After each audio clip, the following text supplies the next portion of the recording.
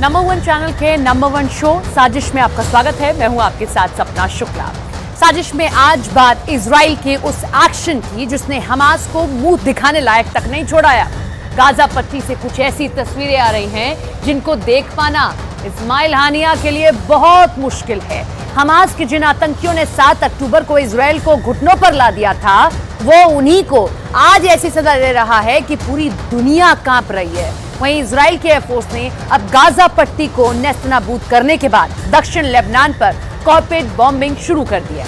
अब हिजबुल्लाह की अगर बात करें तो अगर हिजबुल्लाह इस युद्ध में पूरी तरह नहीं कूदा तो इजराइल लेबनान को भी घुटनों पर लाने में देर नहीं करेगा।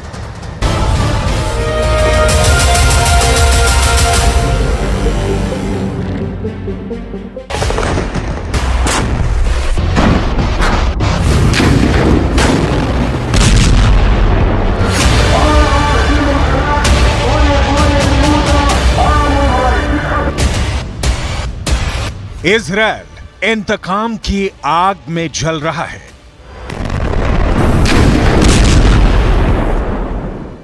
जो दर्द हमास ने 7 अक्टूबर को इजराइल को दिया, अब वही दर्द कई 100 गुना करके इजराइल हमास को दे रहा है।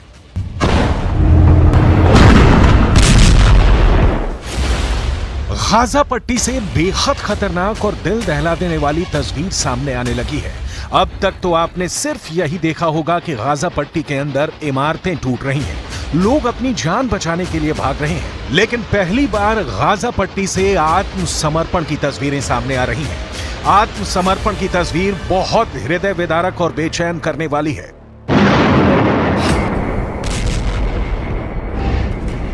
रूस और यूक्रेन में युद्ध इस वक्त भी चल रहा है और पूरी दुनिया ने रूस और यूक्रेन के बीच चल रहे युद्ध में भी आत्मसमर्पण की तस्वीर देखी है।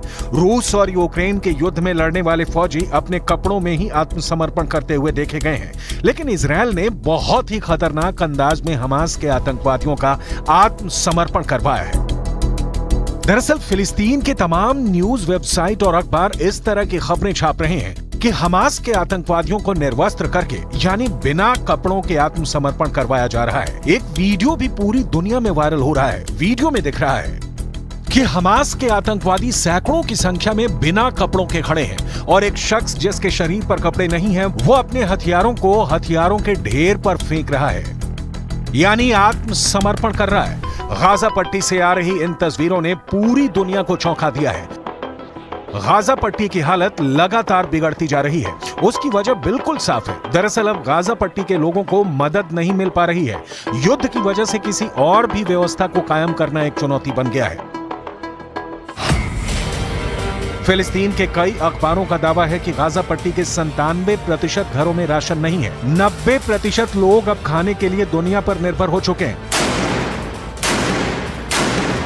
हालात बहुत ज्यादा खराब हो चुके हैं और अब तक जानकारी के मुताबिक करीब 18,000 लोग इस जंग में मारे जा चुके हैं। लेकिन अब इजराइल की आर्मी ने एक और नया आंकड़ा पेश किया है। इजराइल की आर्मी ने दावा किया है कि इजराइल की सेना ने अब तक 7,000 आतंकवादियों को मार गिराया है।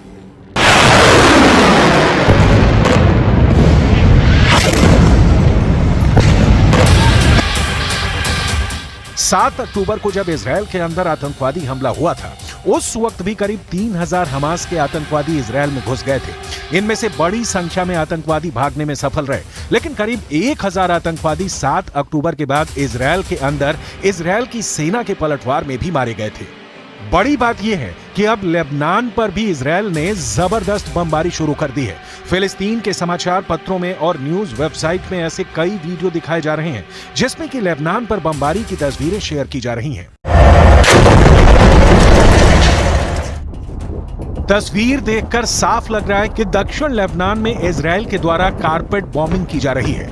दरअसल पिछले हफ्ते हिजबुल्लाह की गोलीबारी में इजराइल का एक नागरिक मारा गया था। उस एक मौत पर भी इजराइल के प्रधानमंत्री बेंजामिन नेतन्याहू ने बेहद सख्त रुख अपनाते हुए एक बयान जारी किया था।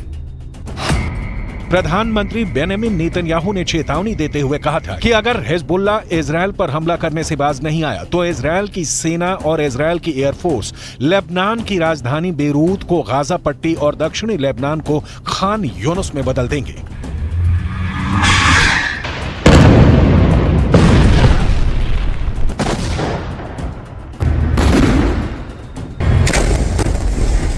इस धमकी के बाद अब दक्षिणी लेबनान में भी कारपेट बॉम्बिंग शुरू हो चुकी है, जो इस बात का संकेत है कि युद्ध लगातार भड़कता जा रहा है। युद्ध के हालातों में अस्पताल चलाने का अनुभव रखने वाले एक ब्रिटिश मूल के डॉक्टर ने यह कहा है कि गाजा पट्टी में हालात इराक युद्ध से भी ज्यादा बदतर नजर आ रहे हैं। उन्होंने इसकी तुलना एक सुनामी से की है। Even the wars in Iraq and Syria and Yemen that I've been involved in, this is the difference between this one and those ones is the difference between a flood and a tsunami. The size, the intensity, the ferocity, the fact that the destruction of the health sector was central to the war effort. Every aspect of this war was just magnified. दूसरी तरफ अब Israel और Hamas की जंग तीसरे महीने में प्रवेश कर चुकी है और इस तीसरे महीने में भी इजरायल फिलिस्तीन के लोगों को राहत देने के लिए जरा भी तैयार नहीं है। पहले इजरायल ने उत्तर गाजा के पूरे इलाके पर जबरदस्त बमबारी की है और अब इजरायल दक्षिणी गाजा में भी रफा क्रॉसिंग और खान यूनुस पर भयंकर बमबारी कर रहा है।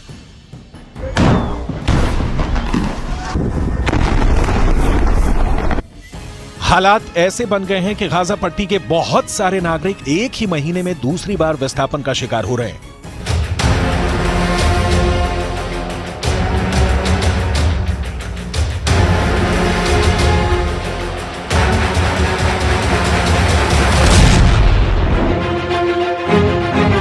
लेकिन इससे भी ज्यादा खतरनाक कहानियां गाजा पट्टी के वो लोग सुन रहे हैं जो इजरायल की आर्मी की हिरासत में रहे।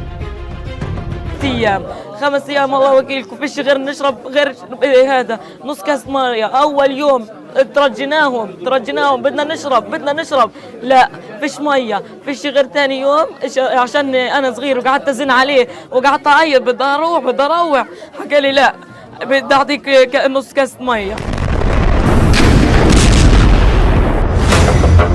इजरायल के एक बड़े अखबार ने कुछ बेहद आपत्तिजनक तस्वीरें प्रकाशित की थी। इन तस्वीरों में दिखाया गया था कि फिलिस्तीन के लोगों को निर्वस्त्र करके यानी बिना कपड़ों के खुले मैदान में बैठा दिया गया है। यहां तक कि कुछ ऐसी तस्वीरें भी सामने आई जिसमें कि सड़कों पर गाजा पट्टी के लोगों को निर्वस्त्र करके बिठाया गया था। अब इजरायल का दावा है कि ये लोग हमास के आतंकवादी हैं, जबकि फिलिस्तीन के अखबार दावा कर रहे हैं कि ये लोग आम नागरिक हैं।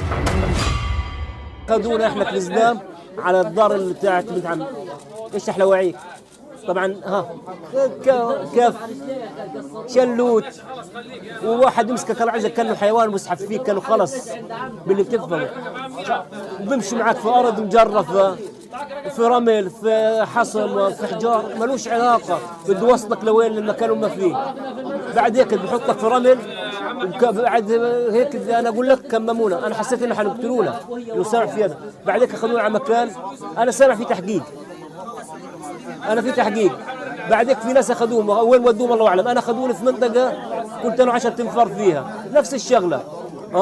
طبعا هذا هي مرابط بلاستيك 4-5 كل يوم صباح علقه لاي واحد خبط في البطن في الصفحه وين مكان دق اصراف. تحقيقهم افظع تحقيق في حياتي قبل افظع تحقيق اليهود للامانه مجرمين.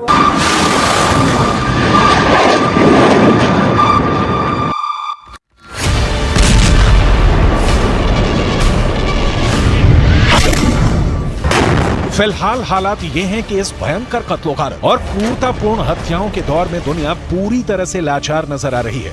संयुक्त राष्ट्र सुरक्षा परिषद में एक प्रस्ताव लाया गया और उस प्रस्ताव में किसी भी तरह गाजा के युद्ध को रोकने की मांग की गई, लेकिन अमेरिका ने अपने वीटो के माध्यम से युद्ध रोकने के प्रस्ताव को खारिज कर दिया। इस पर इजरायल के प्रधानमंत्री बेंजामिन नेतन्याहू ने एक बयान दिया। उन्होंने कहा कि अमेरिका ने युद्ध खत्म करने के प्रस्ताव को खारिज करने के लिए वीटो का इस्तेमाल कर सही फैसला किया है। दूसरे देशों को भी इस बात पर विचार करना चाहिए कि अगर युद्ध रुक जाएगा तो हमास को पूरी तरह से खत्म करना मुश्किल होगा। दूसरी तरफ दुनिया एक और संकट में घिरती भी नजर आ रही है। यमन का चरमपंथी संगठन हूथी, जिसका कि यमन के एक बड़े इलाके पर कब्जा भी है, अब लगातार उग्र होता जा रहा है। हूथी अब लाल सागर को जाम करने की योजना बना रहा है। दुनिया के इस नक्शे को देखिए, इसमें लाल सागर की लोकेशन बेहद अहम है। दरअसल लाल सागर से यूरोप के देश के लोग पानी के जहाज से व्यापार के लिए निकलते हैं। अगर लाल सागर का रास्ता बंद कर दिया गया तो ये युद्ध और तनाव भड़काने वाली एक और बड़ी वजह बन सकती है। इससे पहले भी हूती संगठन ने अपनी ताकत को समंदर में उस वक्त दिखाया था जब उसने पानी के एक जहाज पर बहुत आसानी से अपने लड़ाकों के माध्यम से कब्जा कर लिया था। लेकिन अब हूती की यह धमकी है कि इजरायल ही नहीं, अगर दूसरे भी किसी देश का पानी का जहाज लाल सागर से होकर गुजरेगा तो वो उस पर कब्जा कर सकते हैं और लाल सागर का रास्ता रोक सकते हैं। धमकियों ने ब्रिटेन, फ्रांस और अमेरिका जैसे देशों की चिंता को बढ़ा दिया।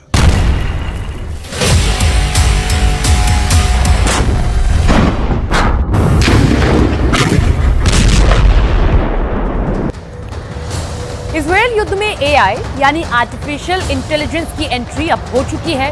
इजरायल ने हमास के खिलाफ एआई सिस्टम लॉन्च कर दिया है। इस सिस्टम से हमले और तेज होंगे, साथ ही इजरायल के सैनिक की जान जाने की संभावना भी ना के बराबर हो जाएगी। एआई सिस्टम इतना पावरफुल है कि इससे इजरायल युद्ध की दशा और दिशा दोनों बदल जाएंगे।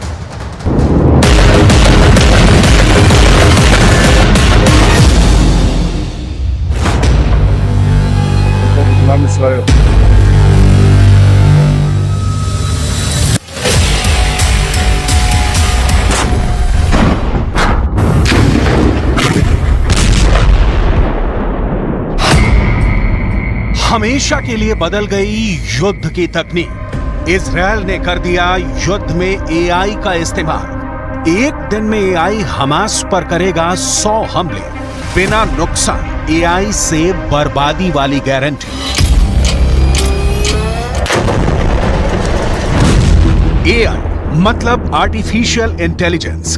कहीं भी किसी भी वक्त वो जानकारी जो आपको जीत की 100% गारंटी देती है, वो तकनीक जिसने परंपरागत युद्ध को बदल दिया, जिसने युद्ध का पूरा रिजल्ट बदल दिया। उदाहरण सामने है, पुतिन के जनरलों ने 72 घंटे में यूक्रेन विजय का प्लान बनाया, लेकिन फंस गए। सिर्फ 40 से 45 किलोमीटर लंबी और 6 से 10 किलोमीटर चौड़ी गाजा पट्टी में इजरायल घुसा और अब तक फंसा हुआ है।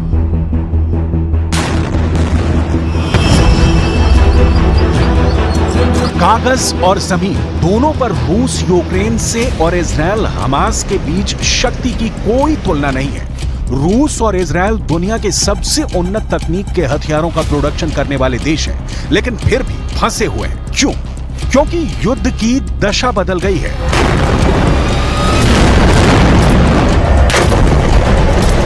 क्योंकि युद्ध का मुख्य हथियार ही बदल गया। युद्ध में आर्टिफिशियल इंटेलिजेंस की एंट्री हो गई।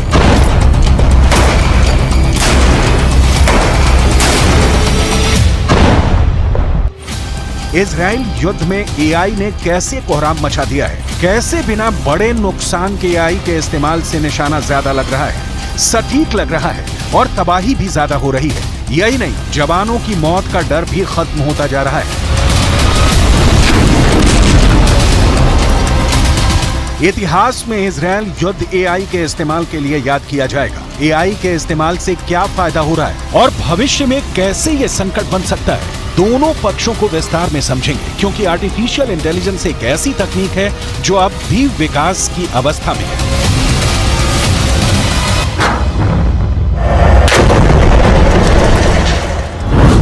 आगे आपको इजरायल की याहालोम यूनिट के बारे में बताएंगे, जिसने हमास की सुरंगों के चीथड़े उड़ा दिए हैं।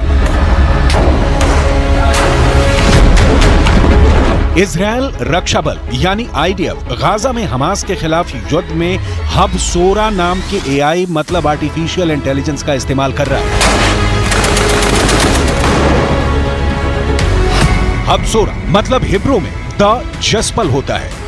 बताया जा रहा है कि इस सिस्टम का उपयोग इजरायली सेना ने शुरू कर दिया है, जिससे वो और ज्यादा हमले कर सकेगी और साथ ही हमास के सक्रिय लड़ाकों को भी खोजकर मरने वाले संभावित नागरिकों की संख्या को भी पहले से ही अनुमान लगा सकेगी। इस सिस्टम का इस्तेमाल बमबारी, निशाने चुनने, हमास के ठिकानों का पता लगाने के लिए किया जाता है।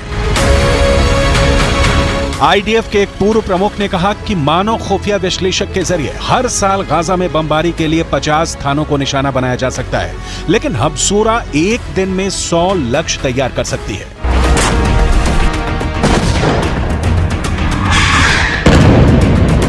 एआई में युद्ध के चरित्र को नया रूप देने की क्षमता है, लेकिन ये याद रखना बहुत जरूरी है कि इसका इस्तेमाल सिर्फ दुश्मन के खिलाफ नहीं, पूरी मानवता के खिलाफ भी हो सकता है। ये अत्याधुनिक तकनीक की मशीनें मिसाइलों से भी ज्यादा खतरनाक साबित होती हैं अगर इनका निशाना चूक जाए। इन तकनीकों के इस्तेमाल के पहले बहुत सावधानी बरतनी जरूरी होती है।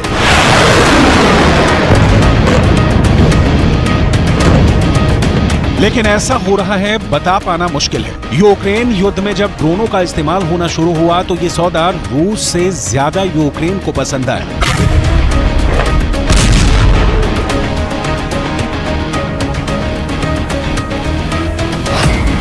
एक ड्रोन की कीमत ज्यादा से ज्यादा 50,000 या 1 लाख होगी, जबकि एक मिसाइल की कीमत कम से कम 50 लाख से 1 करोड़ होगी। अब ये बेहद सस्ते ड्रोनों को मारने के लिए बेहद कीमती मिसाइलों का इस्तेमाल करना पड़े तो सोचिए क्या भाव पड़ेगा। तकनीक ने युद्ध को आसान बना दिया है और घातक, खतरनाक और ज्यादा तबाही वाला बना दिया है। इसके कुछ फायदों को देखिए, इसके बाद दिखाएंगे कि इसका नुकसान किस लेवल का हो सकता है। एआई सैनिकों को अधिक कुशल बना सकती है, इससे युद्ध की गति तेज हो जाती है। एआई का युद्ध के सभी स्तरों पर प्रभाव पड़ रहा है। खुफिया, निगरानी और टोही गतिविधियों से लेकर घातक हथियार प्रणालियों के लिए इसका इस्तेमाल हो रहा है, जिसके जरिए मानव हस्तक्षेप के बिना निशाना बनाकर हमला किया जा सकता है। आईडीएफ की हब सोरा प्रणाली भी इसी तरह काम करती है। आपने नोटिस किया होगा कि 7 अक्टूबर के बाद से इजरायली सेना की मौत की अब तक कितनी खबरें आई हैं। इजरायल बिल्कुल सावधानी से बिना जवानों को खोए जंग जीतना चाहता है और इसके लिए उसके पास विकल्प है तकनीक।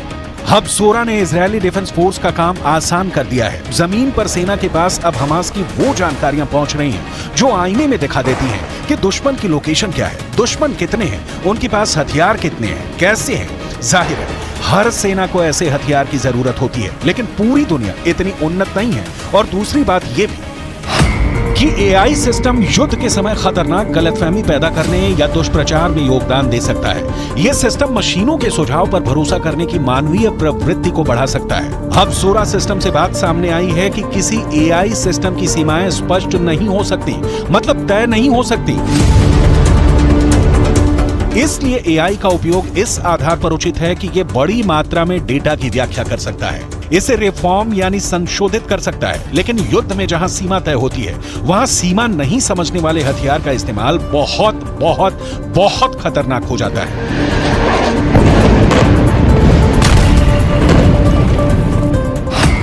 2021 में इजरायल ने गाजा में फिलिस्तीनियों के खिलाफ अपने जवाबी कार्रवाई में operation guardians of the wall शुरू किया था। 11 दिनों की लड़ाई को पहले एआई युद्ध के नाम से भी जाना जाता है। एआई टूल्स से लिए गए डेटा का इस्तेमाल गाजा में टारगेट को हिट करने के लिए किया गया था। इजरायल तकनीक में महारत रखता है। इजरायल का एयर डिफेंस सिस्टम आयरन डोम 7 अक्टूबर को हमास हमले के दौरान नाकाम रहा, लेकिन इससे इजरायल की सुरक्षा व्यवस्था की बखिया उघड़ जाने के तौर पर नहीं लिया जा सकता।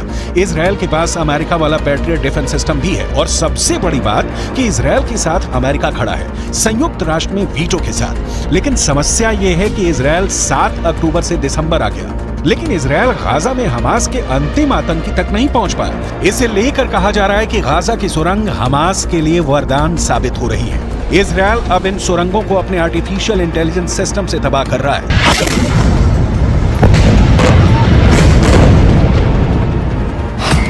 हमास ने गाजा में जमीन के अंदर कई सुरंगें बनाई हैं। इन सुरंगों को इजरायल मेट्रो कहता है। इजरायल ने दावा किया था कि उसने अल शिफा अस्पताल के नीचे हमास की सुरंगें खोजी हैं।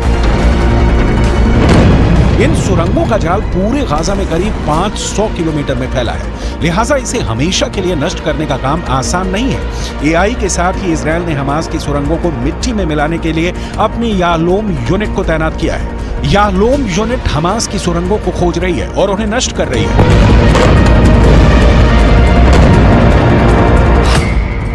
हिब्रू भाषा में याहलोम शब्द का अर्थ हीरा होता है। इस नाम से ही यह यूनिट अपनी विशेषता बताती है। इस यूनिट की स्थापना 1995 में हुई थी। 2014 के गाजा युद्ध के बाद इजरायल ने इस यूनिट को बढ़ाकर लगभग दोगुना कर दिया है, जिसे इजरायली ऑपरेशन प्रोटेक्टिव एज के रूप में जाना जाता है। याहलोम ने ऑपरेशन प्रोटेक्टिव एज में अहम भूमिका निभाई है। इजरायल का अस्तित्व उसके डिफेंस सिस्टम यानी सुरक्षा तंत्र पर टिका है। आयरन डोम को 7 अक्टूबर को हमास ने कंफ्यूज कर दिया था और 1400 लोगों की मौत हो गई, लेकिन उसका नतीजा पूरा फिलिस्तीन भुगत रहा है। अब तक 17,000 से ज्यादा फिलिस्तीनी मारे गए हैं। इनमें महिलाएं हैं, बच्चे हैं, जो जाहिर तौर पर हमास जैसे संगठन के सदस्य नहीं थे। हमास के पास तो ज्यादा से ज्यादा 30 से 40 हजार लड़ाके होने का अनुमान लगाया जाता है। मतलब इजरायल एआई का सीमित तौर पर इस्तेमाल कर इजरायल ईरान जैसे बड़े देशों को मैसेज दे रहा है कि उससे पंगा नहीं ले, वरना ईरान के पास कामिकाजे जैसे घातक ड्रोन है। तो इजरायल के पास आर्टिफिशियल इंटेलिजेंस वाला इनपुट है, जिसका इस्तेमाल इजरायल बिना सैनिकों को तेहरान भेजे तेल अवीव में बैठे बैठे कर सकता है। इजरायल के पास आधुनिक हथियार भी हैं और तेज खुफिया एजेंटों का जाल भी मौजूद है। इस खुफिया जानकारी के आधार पर इजरायली डिफेंस फोर्स 7 अक्टूबर के मास्टरमाइंड याह्या सिनवार की तलाश खान यूनुस में कर रही है। जिन सुरंगों को खत्म करने के लिए इजरायल ने अपनी यालोंग यूनिट को तैनात किया है, उन सुरंगों में से ही एक में छिपा बैठा है Yahya Sinwar. IDF Khan Yunus में लगातार छापेमारी कर रही है। इजरायल के रक्षा मंत्री योव गैलेंट ने कहा है कि इजरायली सेना याह्या सिनवार को ढूंढ कर मार डालेगी। टाइम्स ऑफ इजरायल के मुताबिक याह्या सिनवार लड़ाई की शुरुआत में दक्षिण की ओर जा रहे एक काफिले में छिपकर उत्तरी गाजा से कहीं भाग गया है। रिपोर्ट में कहा गया है कि सिनवार गाजा शहर से भाग गया और दक्षिण गाजा के खान यूनिस की ओर चला गया है। रिपोर्ट के मुताबिक इजरायली सेनाएं मान रही हैं कि सिनवार अभी भी खान यूनिस में है या इसके नीचे से गुजरने वाली सुरंगों में से एक में है। इस्माइल हानिया हो या याह्या सिनवार या फिर मोहम्मद दैफ, हमास का कोई भी नेता हो, कमांडर हो या लड़ाका हो, इजरायली सेना हर एक को चुन चुन कर ठिकाने लगाने के लिए हमले कर रही है। इस हमले में इजरायली सेना के पास उन्नत हथियार भी हैं और दुनिया की सबसे तेज सिस्टम आर्टिफिशियल इंटेलिजेंस भी।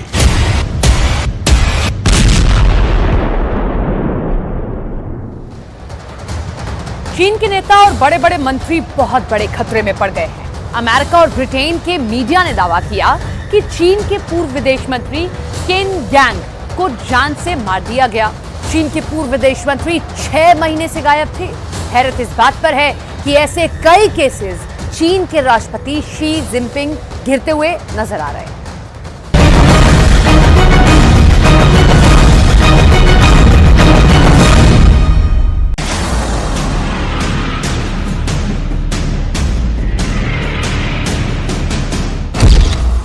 विदेश मंत्री और रक्षा मंत्री की हत्या, मंत्री किलर बने शी जिनपिंग। क्या 70 साल के शी जिनपिंग अपने मंत्रियों और जनरलों के किलर बन चुके हैं? चीन के राष्ट्रपति शी जिनपिंग पर इस वक्त पूरी दुनिया की नजर है। खबर है कि अमेरिका और पश्चिमी देशों को खुफिया इनपुट मिले हैं कि शी जिनपिंग इस वक्त चीन के अंदर खुफिया तरीके से अपने मंत्रियों और सेना के जनरलों को चुन चुन कर जान से मरवा रहे हैं। ये चीन के ऐसे बड़े और दमदार मंत्री थे जिन्हें जान से मारना वाकई बहुत बड़ी खबर बन चुकी है। लेकिन सवाल उठता है कि आखिर चीन के राष्ट्रपति शी जिनपिंग पर यह आरोप क्यों लग रहे हैं कि उन्होंने चीन के पूर्व विदेश मंत्री किन गैंग को जान से मरवाया है। सवाल यह भी है कि चीन को ऐसी जरूरत क्या पड़ी है कि उसने अपने देश के पूर्व रक्षा मंत्री ली शांगफू और कई टॉप जनरलों को खुफिया तरीके से मरवा दिया है। क्या चीन अमेरिका और यूरोपीय देशों की किसी गहरी साजिश का शिकार हो चुका है या फिर रूस ने चीन को कुछ ऐसे खुफिया इनपुट दिए हैं जो चीन में CIA की गहरी जासूसी और एजेंटों से जुड़े हैं? क्या ऐसा संभव है कि चीन के मंत्री और सेना के जनरल अमेरिका और ब्रिटेन के जासूस और खुफिया एजेंट बन चुके हैं? इन हर सवालों का जवाब हम आपको आगे देंगे, लेकिन पहले ये जान लीजिए कि चीन के पूर्व विदेश मंत्री किन गैंग को जान से मारने का दावा क्यों किया जा रहा है।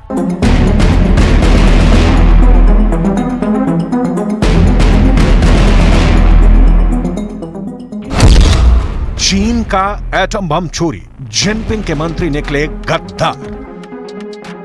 चीन में पिछले 3 महीनों से कुछ ऐसा हो रहा है जिसने राष्ट्रपति शी जिनपिंग के होश उड़ा दिए हैं। पहले आप ये जान लीजिए कि अब तक शी जिनपिंग के इशारे पर चीन के किन टॉप मंत्री और जनरलों को मारा गया है। फिर हम आपको चीन के पूर्व विदेश मंत्री, रक्षा मंत्री और चीनी सेना में रॉकेट फोर्स के जनरल को मारे जाने के दावे के पीछे का सीक्रेट बताएंगे।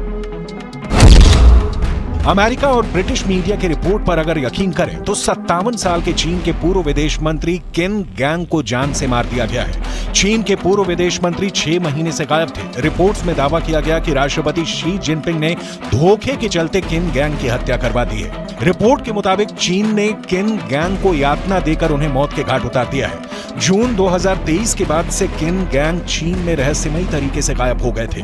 चीन के 2 अधिकारियों के हवाले से पश्चिमी देशों की रिपोर्ट में दावा किया गया है कि किन गैंग की जुलाई में ही बीजिंग के एक मिलिट्री अस्पताल में मौत हो गई थी। जिनपिंग के करीबी पूर्व विदेश मंत्री किन गैंग का खुफिया तरीके से मारा जाना चीन में बहुत बड़े बवंडर का संकेत कर रहा है।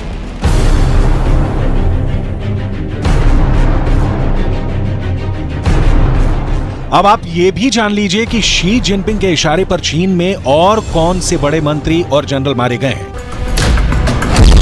65 साल के पूर्व रक्षा मंत्री ली शांगफू को जान से मारने की भी खबर है। दावा किया गया है कि चीन के पूर्व रक्षा मंत्री ली शांगफू पश्चिम देशों की खुफिया एजेंसियों से जुड़े थे, जिसकी खबर लगते ही उन्हें भी शी जिनपिंग के आदेश पर जान से मार दिया गया है। अब सवाल उठता है कि चीन के राष्ट्रपति शी जिनपिंग ने पूर्व विदेश मंत्री और पूर्व मंत्री को जान से क्यों मरवाया है, जरा ये भी जान लीजिए। विदेश मंत्री और रक्षा मंत्री की हत्या, मंत्री किलर बने शी जिनपिंग। दुनिया के ताकतवर देशों में शामिल चीन ने इस साल की शुरुआत में विदेश मंत्री किन गैंग और पूर्व रक्षा मंत्री ली शांगफू को उनके पद से बर्खास्त कर दिया था। चीन के दोनों टॉप मंत्रियों को क्यों जान से मारा गया है, इसके पीछे ऐसी वजह बताई गई है जिसे आप सुनकर हैरान रह जाएंगे। अमेरिका और ब्रिटिश मीडिया के दावों के मुताबिक चीन के पूर्व विदेश मंत्री किन गैंग और पूर्व रक्षा मंत्री ली शांगफू पर आरोप था कि इन्होंने अमेरिका को चीन के न्यूक्लियर सीक्रेट बेचे हैं, जिसके चलते इनकी हत्या की गई है। अब सवाल उठता है कि चीन के 2 टॉप मंत्री अमेरिका से जुड़े हैं। इसकी खबर शी जिनपिंग को किसने दी, जरा ये भी जान लीजिए। चीन का एटम बम चोरी, जिनपिंग के मंत्री निकले गद्दार। चीन के परमाणु हथियार और उससे जुड़ी जासूसी की जानकारी 6 महीने पहले शी जिनपिंग को मिल गई थी। दावा किया जा रहा है कि चीन के जिगरी यार रूस ने चीन को आगाह किया है कि उसके टॉप 2 मंत्री और जनरल अमेरिका को चीन के परमाणु हथियारों और प्लान की जानकारी दे रहे हैं। कुछ रिपोर्ट के मुताबिक चीन के पूर्व विदेश मंत्री किन गैंग और पूर्व रक्षा मंत्री ली शांगफू पर चीन के न्यूक्लियर सीक्रेट्स बेचने का आरोप था। इस बात की जानकारी रूस के उप विदेश मंत्री रोडेंको ने चीनी राष्ट्रपति शी जिनपिंग को एक संदेश में भेजा था। इस मैसेज के साथ ही उन्होंने आरोप लगाए थे कि पूर्व विदेश मंत्री किन गैंग और चीन की रॉकेट फोर्स से जुड़े अधिकारियों और चीन के पूर्व रक्षा मंत्री चीन के एटम बम की जानकारी अमेरिका को दे रहे थे। रिपोर्ट के मुताबिक किन गैंग पर अमेरिका को चीन के न्यूक्लियर सीक्रेट्स बेचने का आरोप था। चीन के अधिकारियों के हवाले से रिपोर्ट में दावा किया गया है कि किन गैंग के साथ पूर्व रक्षा मंत्री ली शांगफू जुड़े थे। यहां तक कि चीन की रॉकेट फोर्स के कमांडर लियू युचाओ इस घोटाले में शामिल थे। चीन की रॉकेट फोर्स ही चीन के न्यूक्लियर प्रोग्राम के लिए जिम्मेदार है। इसलिए शी जिनपिंग के इशारे पर पूर्व विदेश मंत्री किन गैंग और पूर्व रक्षा मंत्री ली शांगफू को जान से मार दिया गया है, जबकि चीन की रॉकेट फोर्स के जनरल कमांडर लियू युचाओ हफ्तों से गायब बताए जा रहे हैं। खबरें तो यहां तक आ रही हैं कि चीनी सेना के कई टॉप जनरलों को भी जिनपिंग ने गायब करवा दिया है। अभी यह पता नहीं चला है कि वो जिंदा हैं या मारे गए हैं।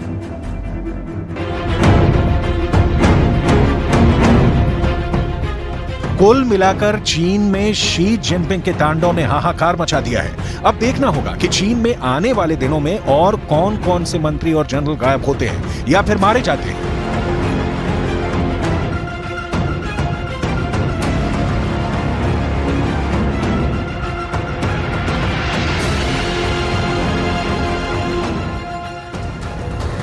सुखदेव गोगामेडी मर्डर केस में गिरफ्तार दोनों आरोपियों ने ऐसे खुलासे किए कि पुलिस के होश फाख्ता हो गए।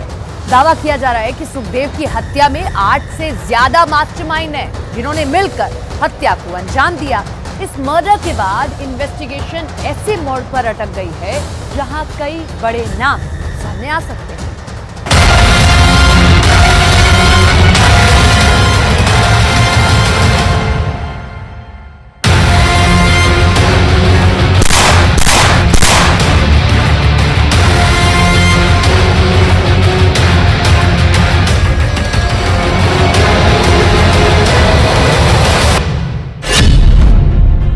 हत्यारे गिरफ्तार, खोला मर्डर का राज।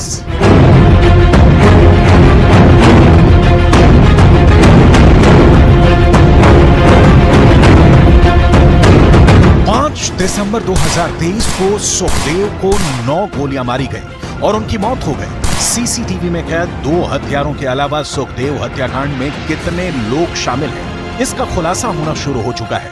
व्हीकल उपलब्ध कराया गया, ये सारे चीज जो शूटर्स मौके पे थे उसको पकड़ने के पहले ही हमने क्रैक किया था।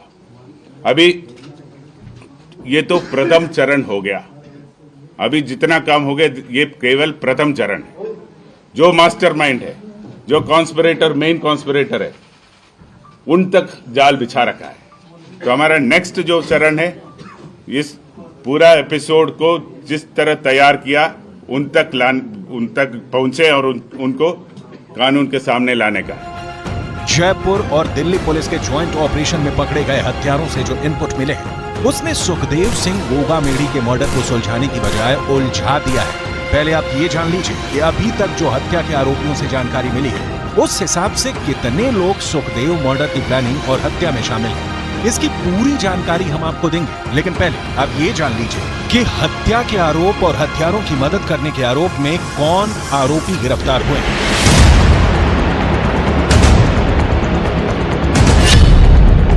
गिरफ्तार आरोपियों की पहचान रोहित राठौड़ के रूप में पुलिस ने की है, जो सुखदेव की हत्या में शामिल है, जबकि उसका साथी नितिन फौजी भी हत्या करने के आरोप में गिरफ्तार हुआ है। वहीं हत्या के आरोपियों की भागने में मदद करने वाले ऊधम सिंह को भी पुलिस ने गिरफ्तार कर लिया है। वहीं राजस्थान पुलिस ने रामवीर जाट को कथित तौर पर शूटरों यानी रोहित और नितिन को अपनी बाइक पर मौकाए वारदात से भागने में मदद करने और उन्हें अजमेर रोड पर छोड़ने के आरोप में गिरफ्तार किया था।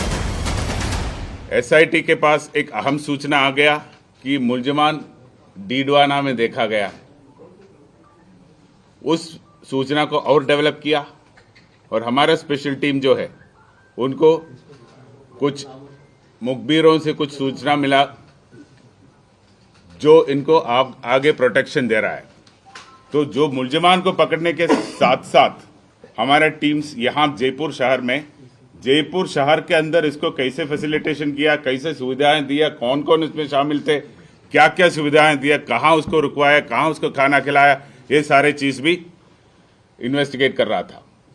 तो उसमें भी जो व्यक्ति और जो परिसर यूज में हो गया, कहाँ प्रतिदिन वो रुके थे, कहाँ कहाँ घूम लिया, कौन कौन वाहन यूज किया, ये सारे चीज हमारे रिकॉर्ड में आ गया। करणी सेना प्रमुख सुखदेव सिंह गोगामेड़ी की हत्या के आरोप में 9 दिसंबर को हरियाणा से 2 शूटरों सहित 3 लोगों को गिरफ्तार किया गया है। इन शूटरों को दिल्ली पुलिस और राजस्थान पुलिस के संयुक्त अभियान के दौरान देर शाम चंडीगढ़ के एक होटल से गिरफ्तार किया गया है। पुलिस से मिली जानकारी के मुताबिक चंडीगढ़ के कमल पैलेस में दोनों आरोपी रुके थे। न्यूज 18 की टीम उस कमरे में पहुंची। क्या कुछ जानकारी हमें उस होटल से मिली, जिसे हम आपको दिखाने जा रहे हैं। सूचना पर पुलिस ने चंडीगढ़ में इसी पैलेस में धावा बोला और 3 आरोपियों को यहीं से काबू किया है। और यहां पर आके जो मैनेजर है उनको अपने आईडी प्रूफ दिए। आईडी प्रूफ देने के बाद, हालांकि आईडी प्रूफ भी जो बताया जा रहा है कि आईडी प्रूफ भी फेक है। सुखबीर के नाम से, जसबीर और दविंदर 3 नाम से आईडी प्रूफ दिए गए हैं। 105 नंबर कमरा उनको दिया गया था। 105 नंबर कमरा, ये वही रूम है जहां पर वो आए और आकर उन्होंने यहां पर फ्रेश हुए और करीब आधा घंटा यहां पर रुके। जयपुर में मर्डर, दुबई का मिला कनेक्शन। सुखदेव सिंह हत्याकांड की कड़ियां एक से दूसरे और दूसरे से तीसरे तक जुड़ती जा रही हैं। इस पूरे हत्याकांड को कैसे अंजाम दिया गया, पहले ये जान लीजिए। सुखदेव गोगामेड़ी हत्याकांड का मेन मास्टरमाइंड विदेश में बैठा राजस्थान का कुख्यात गैंगस्टर रोहित गोदारा है। रोहित गोदारा ने सुखदेव की हत्या के लिए शूटर अरेंज करने की जिम्मेदारी अपने राइट हैंड मैन वीरेंद्र चारण को दी। वीरेंद्र चारण के साथ रोहित राठौड़ रेप के केस में अजमेर जेल में बंद था। रोहित ने पूछताछ में बताया कि उसके ऊपर रेप का केस दर्ज था, जिसमें सुखदेव उसके खिलाफ पैरवी कर रहा था, जिससे वो सुखदेव से गुस्से में था। रोहित के गुस्से का फायदा वीरेंद्र चारण ने उठाया और सुखदेव की हत्या के लिए रोहित को तैयार किया। नितिन फौजी भी जेल में रहने के दौरान वीरेंद्र चारण से मिला। नितिन विदेश जाना चाहता था। वीरेंद्र चारण ने नितिन को विदेश सेटल होने का भरोसा दिया। हत्याकांड के लिए दोनों शूटर तैयार हुए। दोनों शूटरों को हथियार के साथ जयपुर भेजा गया, जहां उन्होंने सुखदेव की हत्या की। सुखदेव सिंह गोगामेडी मर्डर केस में अब तक 5 किरदार सामने आ चुके हैं। इन 5 किरदारों का आपस में क्या कनेक्शन है, ये भी जान लीजिए।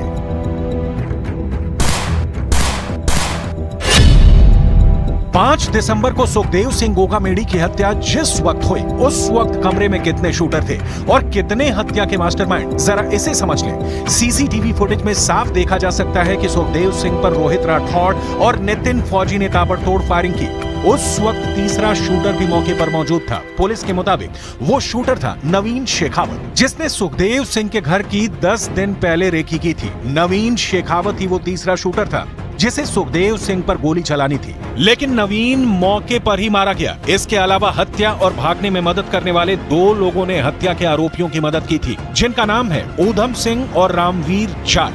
जबकि सुखदेव सिंह की हत्या का एक मास्टरमाइंड दुबई में बैठा है, जिसका नाम है वीरेंद्र चारण। हम आपको बता दें, सुखदेव की हत्या के कुछ देर बाद लॉरेंस बिश्नोई गिरोह से जुड़े गैंगस्टर रोहित गोदारा ने हत्या की जिम्मेदारी ली थी। जबकि पंजाब के बठिंडा में केंद्रीय जेल में बंद संपत नेहरा पर भी सुखदेव सिंह गोगामेडी की हत्या की साजिश रचने का आरोप है। कुल मिलाकर सुखदेव सिंह गोगामेडी हत्याकांड में अब तक 8 बड़े नाम सामने आ चुके हैं। मैं इंसान हूँ और 11 साल रही हूँ उनके साथ, तो वो तो देखो उसको ही पता है। मेरे साथ 2 महीने रह के गई है वो इसी मकान में। उसने क्यों बोला वो जाने, उसका हो सकता है प्रॉपर्टी का उसको ज़्यादा ही होगा, उसको प्रॉपर्टी के लिए कर रही होगी। मैं उसको बोल तो रही हूँ बार बार, आप लोगों के माध्यम से मुझे प्रॉपर्टी नहीं चाहिए, मुझे कुछ नहीं चाहिए, न्याय चाहिए। फिलहाल अपने न्याय की मांग करो। पूरा देश हंसी उड़ा रहा है उनकी मौत पे।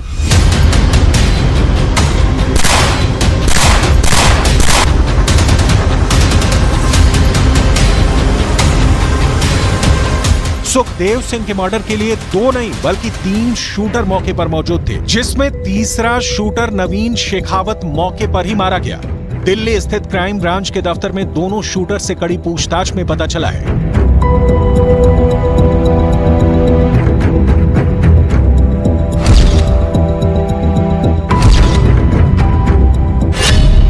गोगामेडी की हत्या की साजिश उनके मर्डर से करीब 1 हफ्ते पहले रची गई थी।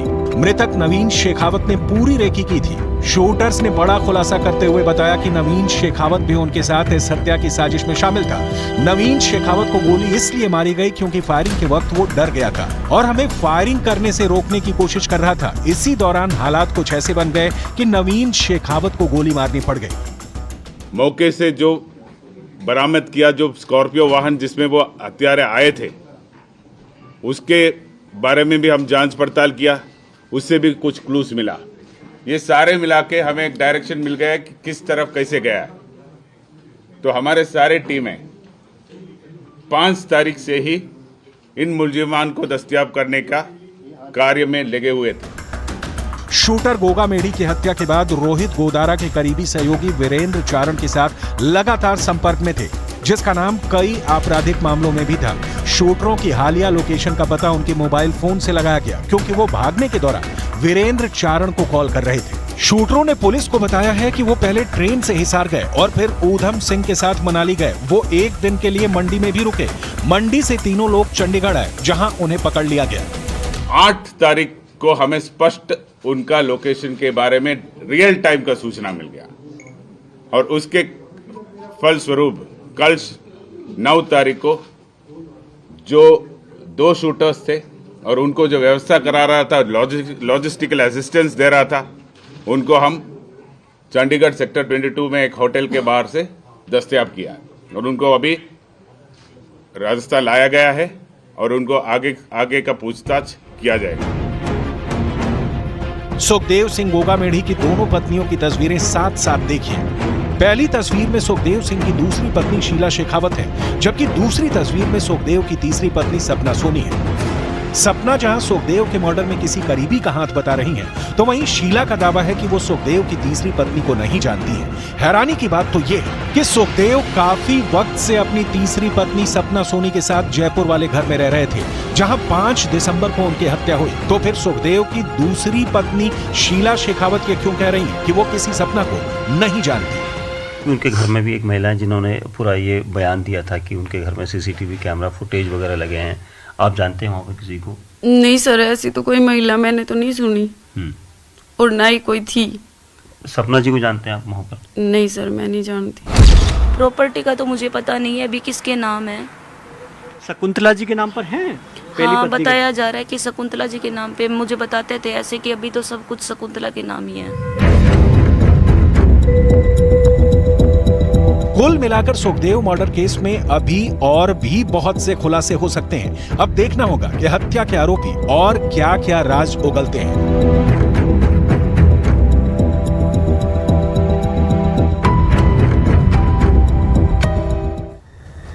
छत्तीसगढ़ में मुख्यमंत्री के नाम से पर्दा उठ गया। 2 राज्य बाकी हैं, जल्द ही उनमें भी मुख्यमंत्री के नाम का ऐलान कर दिया जाएगा। लेकिन असल लड़ाई साल 2024 के चुनाव की है। दावे तो ये किए जा रहे हैं कि 2024 के लोकसभा चुनाव में बीजेपी 400 सीटें जीतेगी। इस दावे में कितना दम है? क्या ऐसा मुमकिन है कि बीजेपी 2024 के लोकसभा चुनाव में 400 से ज्यादा सीटें ले पाए?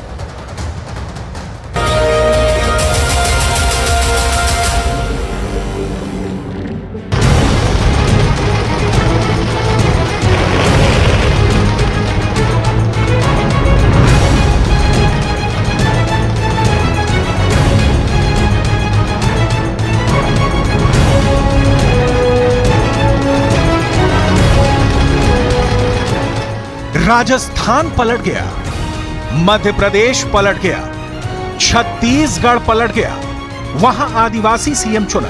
और अब क्या पलटेगी बीजेपी की किस्मत?